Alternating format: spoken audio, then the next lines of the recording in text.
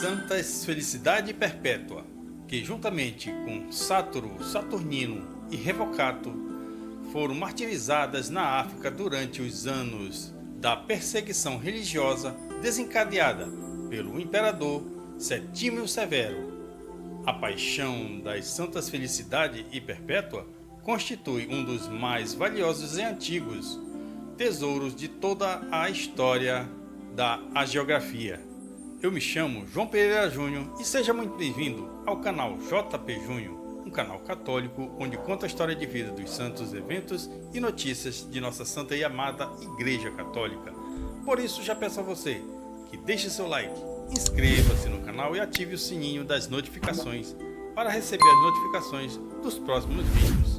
As comunidades cristãs primitivas, vivendo elas em clima de constante tensão, em virtude das muitas ameaças de perseguição, conferiram tanta importância ao documento que chegaram a colocá-lo em pé de igualdade com as Sagradas Escrituras, inclusive utilizando-o publicamente nas suas liturgias. Sabemos que a prática esteve em vigor pelo menos até o século IV, quando Santo Agostinho de Hipona se pronunciou categoricamente contra a superveneração que os fiéis, mormente os conterrâneos dos santos e as igrejas da África, prestavam às atas, haja vistas que uma é a palavra de Deus, outra coisa são as palavras e os feitos dos santos, cujas vidas estão ligadas à de Cristo, é claro, mas sendo dele muitíssimo distintos. Escrito e conservado segundo o depoimento dos próprios mártires, a paixão de felicidade e perpétua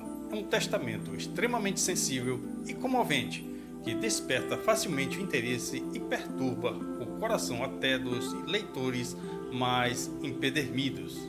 Trata-se do testemunho da própria Perpétua, que escreveu grande parte do relato que vou contar nesse vídeo, registrando em seu pequeno diário as dores e as angústias experimentadas no cárcere por aqueles que, por amor a Cristo, não podendo servir neste mundo a dois, entre aspas, senhores, aceitaram livremente sofrer as consequências da fidelidade radical ao Evangelho da vida. Foi na cidade de Cartago, cujas ruínas se encontram nas proximidades de Tunis, capital da Tunísia, na África, que tudo aconteceu. Corria o ano de 203. Na época, ocupava o trono o romano Setímio Severo, o primeiro provinciano da história a se tornar imperador.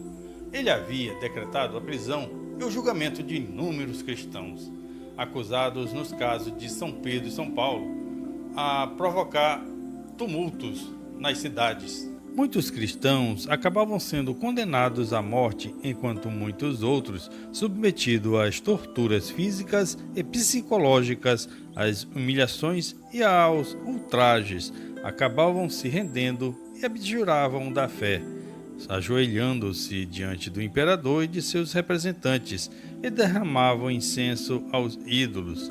Aconteceu então de 5 catecúmenos terem sido presos. Eram eles Saturnino e Secúndulo, Víbia Perpétua, que era uma aristocrata muito rica e elegante, ainda jovem, com apenas 22 anos de idade na época, mãe de um bebê que ainda mamava no peito, e seus escravos, Revocato e Felicidade, esta grávida de 8 meses. Também foi preso com eles Sátoro, seu catequista, responsável por acompanhá-lo e prepará-los para a recepção do batismo e dos outros sacramentos. O pai de Perpétua era um respeitado senhor pagão, já avançado em idade. Tendo obtido permissão para falar a sós com a filha, ele a repreendeu severamente, dizendo: "Filha, o que você fez? Desonrou sua casa, jamais alguém da nossa linhagem foi preso." Ela, apontando um pote de barro que estava por perto, voltou-se para ele. Ele disse: "Estás vendo, pai, aquele vaso, pote, ou seja lá o que for? Pode tal vaso ter um nome que não corresponda à sua realidade? Pois então, eu também só posso me chamar por um nome que corresponda ao que sou, ou seja, cristã."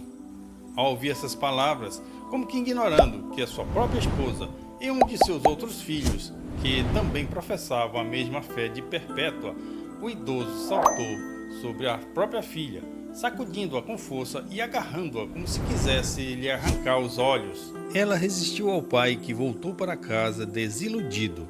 Então, Perpétua e seus companheiros foram lançados numa masmorra absolutamente escura, fétida e úmida, onde todos padeceram de um terrível medo da morte.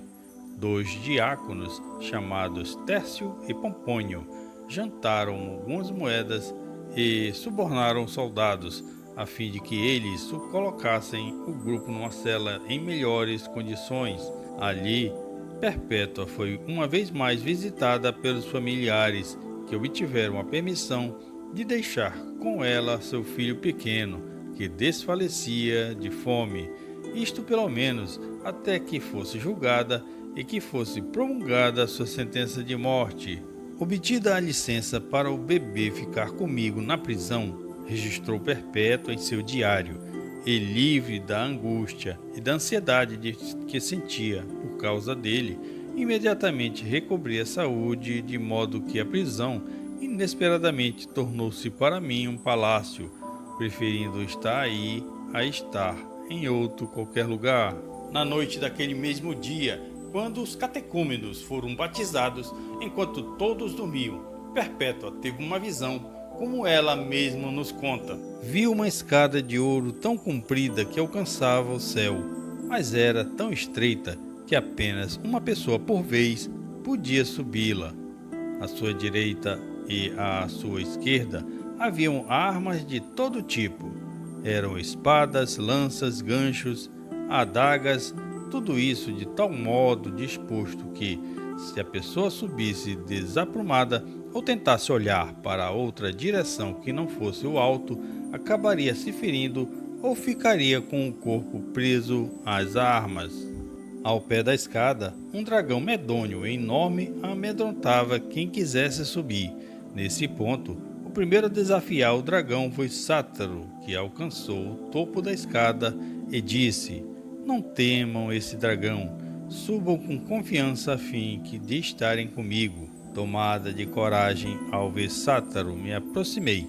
O dragão, apreensivo comigo, levantou sua cabeça amavelmente e me deu passagem, mas eu lhe pisei na cabeça e subi no primeiro degrau da escada. No topo da escada, me deparei com um prado enorme, onde centenas de milhares de ovelhas, algumas delas alvíssimas, eram pastoreadas por um homem alto de cabelos brancos e roupa de pastor, que se aproximou de mim e me saudou e me deu um pouco de coalhada, que eu tomei de suas mãos e comi.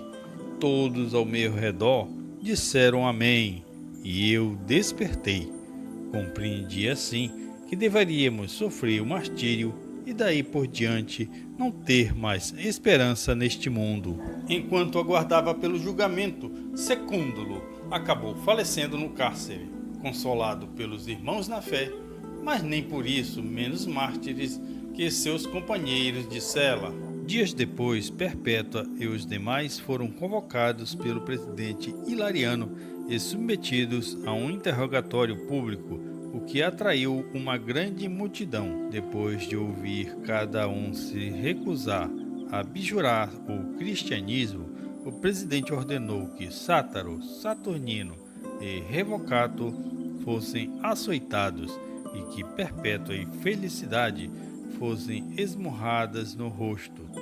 Os cristãos foram sentenciados à morte no teatro, com suas carnes estraçalhadas e devoradas pelas feras, especialmente por ocasião das festas em honra a Geta, declarado César 4 anos antes. Neste meio tempo, até o cumprimento da sentença, Felicidade deveria dar à luz ao seu filho. Novamente lançados na prisão, enquanto esperavam entre gozos e aflições receber a coroa do martírio, Perpétua foi agraciada com outra visão, na qual o Senhor Deus lhe esclareceu que, quando fosse atirada na arena, ela não estaria lutando contra as feras, mas sim contra o próprio diabo, que seria, afinal, vencido por ela e por seus companheiros. Apareceu o diácono Pompônio, que chegou à prisão e bateu com força na porta. Eu então lhe abri a porta, e ele, que vestia uma túnica branca sem cinto e calçava sapatos bem feitos, disse-me: Vem, Perpétua, nós estamos esperando por ti. Tomou-me Pompônio pela mão e, com imensa dificuldade e ofegantes, atravessamos uma região escabrosa e arruinada, alcançando por fim um anfiteatro, para o cujo centro levou-me, dizendo: Não tenhas medo, estou contigo e contigo lutarei. Em seguida, ele foi embora. Nesse ponto, vi uma enorme multidão assistindo o espetáculo e, por saber-me condenada às feras, fiquei admirada de que nenhuma delas estivesse solta contra mim. Apareceu então um repulsivo egípcio que, acompanhado de seus servos, veio lutar contra mim. Por outro lado, para me ajudar, apareceu-me um grupo de jovens senhores de boa aparência.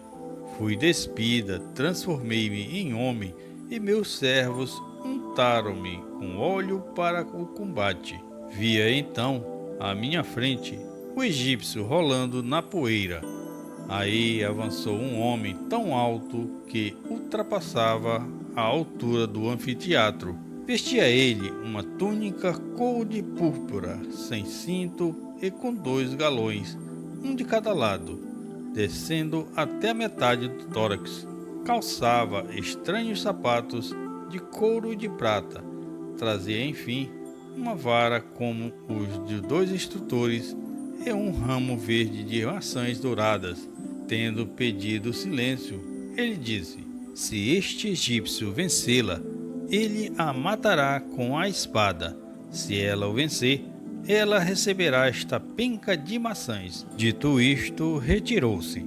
Aproximando-nos então um do outro, e começamos a lutar aos socos. Meu adversário tentou apanhar-me pelos pés, mas eu, com os calcanhares, não parei de golpear-lhe o rosto. Fui erguida no ar e pus-me a bater nele, como se eu não fosse mais pisar no chão. Quando, porém, vi que a luta demorava, juntei as mãos, entrelaçando os dedos, agarrei-lhe a cabeça e derrubei-o de rosto por terra. Ao colocar meus pés sobre a cabeça dele, o povo gritou, e os meus defensores cantaram salmos. Adiantei-me, pois, até o instrutor e recebi a penca de maçãs. Beijando-me então, ele disse: A paz esteja contigo, filha. Assim, triunfante, principiei a caminhar em direção à porta da vida. Nisto, despertei. Quantos símbolos teológicos podemos contemplar nesta visão de Perpétua, mas o tempo, infelizmente, nos impede, por hora, de aprofundarmos na compreensão desta mensagem, que também significa nossa luta neste mundo contra o diabo e contra as forças inimigas de Cristo. Não bastasse, Sátaro também teve uma visão na qual viu diversos amigos dele, dentre os quais Jocundo, Saturnino e Artáxio, anteriormente martirizados na fogueira, desfrutando da glória celestial, o que encheu de conforto a sua alma. Os dias foram passando e os irmãos ficaram muito apreensivos com felicidade, em situação obviamente muito mais sensível que a deles, devido ao estado avançadíssimo de sua gravidez. Assim, pois, na véspera dos jogos, em honra a Geta, quer dizer, na véspera da execução de sua sentença, eles se uniram em oração para que Deus fizesse nascer a criança de felicidade. Enquanto ainda oravam, a escrava entrou em trabalho de parto e deu à luz uma menina, que foi imediatamente entregue a um cristão que vivia sua fé às escondidas e que tinha conseguido autorização para visitar os amigos. Quanto sofrimento experimentou felicidade ao ver sua recém-nascida ser arrancada de seus braços e ser levada embora. Ela, que jamais teria a oportunidade de ver sua menina crescer e de ouvir chamá-la como mamãe, a menos que estivesse disposta a renunciar à sua fé, não havia o que fazer. Certamente, Diante de tamanho sofrimento, muitas mães renegariam a Cristo, ainda que da boca para fora, apenas para terem a oportunidade de educar os filhos, de fazê-los gente, de instruí-los na religião. Não era este, no entanto, o caso de Felicidade, que preferiu negar o exercício da maternidade por amor a Jesus. Bem-aventurada seja, é bem verdade, alguns soldados tentaram apelar para a sensibilidade da escrava, a fim de que ela recusasse a fé cristã e fosse resgatar seu bebê, podendo viver feliz com sua família. Ela, no entanto, resistiu à tentação de recusar uma felicidade maior em comparação a uma menor. Ademais, enquanto gritava entre as dores do parto, alguns vigias haviam zombado dela. Se agora sofres tão cruelmente, o que será quando estiver diante das feras? Perguntaram. Agora sou eu quem sofro, mas na arena será Deus quem sofrerá no meu lugar. Ela respondeu muito sabiamente. A coragem dos condenados foi se tornando a cada dia e a cada minuto tão intensa que, emocionado, o carcereiro prudente buscou de todos os modos possíveis tornar mais suportável sua estada na prisão. Assim, ele conseguiu que, na véspera dos jogos, eles tivessem direito a uma última refeição, que foi servida numa mesa de festa, com grande variedade de pratos e com muitos convidados pagãos ali presentes, no intuito de convencerem os cristãos sobre os prazeres desta existência. Enquanto comiam, no entanto, os cristãos falaram de forma tão ardorosa dos prazeres celestiais que muitos incrédulos voltaram para suas casas transformados. No dia derradeiro, os mártires se dirigiram ao teatro como se estivessem indo para uma festa. Felicidade e Perpétua entraram atrás de Sátiro, Saturnino e Revocato, enquanto estes ameaçaram com a justiça divina os presentes e o próprio Hilariano, que também se encontrava ali para testemunhar o cruel espetáculo. Perpétua entrou na arena cantando um salmo de vitória, segurando pela mão sua serva, obviamente fragilizada pelo parto recente. Perpétua, confundindo com seu olhar límpido o olhar espantado de todos, e Felicidade, exultando por sair das mãos da parteira para as do gladiador, e assim, depois do parto, lavar-se em um segundo batismo. Os três homens foram logo oferecidos às feras, sendo que, tal como na visão de Perpétua, Sátiro foi o primeiro a morrer sob um leopardo faminto, que o matou com uma única mordida. Saturnino e Revocato também foram atacados por leopardos, que acabaram morrendo sob as garras de um urso, que os retalharam vivos. Quanto às duas mulheres, elas foram submetidas a um touro enfurecido que, com suas chifradas, lançou-as no ar por 2 vezes. Cada vez que elas bateram violentamente contra o chão, se levantaram rapidamente, procurando ajeitar suas vestes rasgadas e arrumar os cabelos uma da outra, pois não queriam dar ao povo a impressão de tristeza. Quanta bravura e dignidade!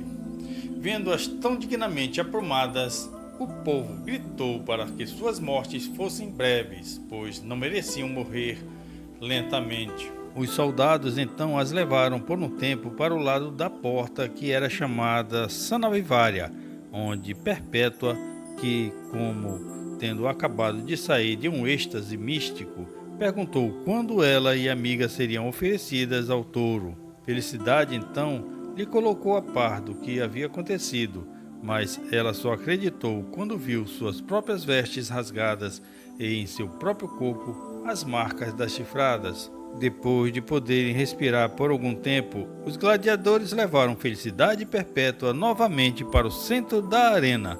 Elas se deram mutuamente um beijo da paz e ofereceram seus pescoços às espadas. Era o dia 7 de março do ano 203. Enquanto Felicidade morreu com um só golpe, Perpétua ainda teve que resistir ao nervosismo do gladiador, que não conseguiu decepar sua cabeça de uma só vez, fazendo-a gritar de dor. Mas ela calmamente segurou a lâmina da espada e reposicionou-a junto à ferida que já havia sido aberta com o primeiro golpe. Mesmo tremendo muito, o carrasco conseguiu então arrancar-lhe a cabeça. Certamente uma mulher assim maravilhosa só poderia ter sido morta se quisesse, disseram alguns dos presentes, conforme registrou o catecúmeno rústico, testemunha ocular do heróico sacrifício destes mártires. Perpétua enviou antes da morte uma mensagem à comunidade cristã de Cartago. Ele havia se aproximado dela e de Felicidade quando foram retiradas da arena, logo depois que o touro as lançou no ar. Na ocasião, Perpétua teria mandado dizer aos irmãos perseguidos: fiquem firmes na fé e amem-se uns aos outros. Não deixem que os nossos sofrimentos lhes sirvam de pedra de escândalo. Quer dizer, são as palavras do próprio Cristo que ensinou e viveu o amor e que transformou o símbolo escandaloso da cruz em sinal de vitória sobre os vícios humanos e sobre as insídias de Satanás. Além do mais, em Jesus, a contradição da morte de seus santos mártires é um sinal da força de sua igreja sobre o mundo. É um sinal de que a verdade permanece e permanecerá imutável até o fim, uma vez que ele é fiel para sempre e jamais abandonará seu povo eleito. A fé, o destemor e o vigor das santas Felicidade e Perpétua encorajem-nos em nossa luta diária contra os poderes do mundo opostas aos desígnios de Deus. Não nos enganemos, o mundo não nos ama, pois não pertencemos a ele, mas àquele que nos criou. E se o servo não é maior que o seu senhor, como Cristo também seremos perseguidos e caluniados, processados diante dos tribunais dos homens e mesmo mortos em defesa da verdade. Para alcançar a glória da ressurreição, precisamos, com Cristo e por amor a Ele, atravessar o doloroso caminho do Calvário. Ele próprio, porém, é nossa força, e como ensina Perpétua, sofrerá conosco e por nós para garantir-nos a coroa da vitória. Oremos. Ó Deus, pelo vosso amor, as mártires Felicidade e Perpétua resistiram aos perseguidores e superaram as torturas do martírio. Concedei-nos, por sua intercessão, crescer constantemente em vossa caridade. Por nosso Senhor Jesus Cristo, vosso Filho, na unidade do Espírito Santo. Amém. Compartilhe esse vídeo, deixe aquele seu like, inscreva-se no canal e ajude-nos nesta evangelização. Deixe também algum comentário aqui abaixo do vídeo. Fiquem todos com Deus e até o próximo vídeo. Santas Felicidade e Perpétua, rogai por nós.